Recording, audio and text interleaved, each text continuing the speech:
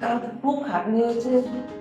আর কালকে জানো বন্ধুরা, উফ, আজকে তো শেয়ার না করলে আমার ভালোই লাগবে না, পেটের ভাতটাই আমার হজম হবে না। কেন জানো, কালকে প্রচুর আরাম হয়েছে।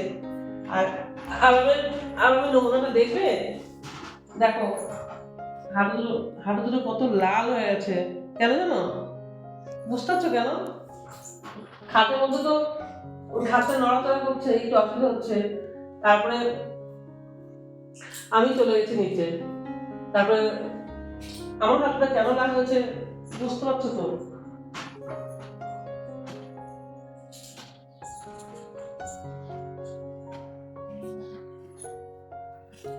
গাটা এগুলো ম্যাসাজ ম্যাসাজ করছে, গা গুলো ম্যাসাজ ম্যাসাজ করছে, সব ব্যথা, পুরো শরীর ব্যথা একেবারে। আর তোমার দেখবে কেমন করে ছিলাম, প্রথমে তো এমন ছিলাম, এরকম ছিলাম প্রথমে। কেমন লাগে বলো এরকম? তারপরে তারপরে বলবো কি, না দেখাবো বলো, দেখেই দিই। তারপরে না, ওটা দেখা করে পরে বা দেখাবো, ওটা দেখার দরকার নেই। কিন্তু হাঁটুটা কেন লাল হয়েছে সেটা তো তোমরা নিশ্চয়ই বুঝতে পারছো।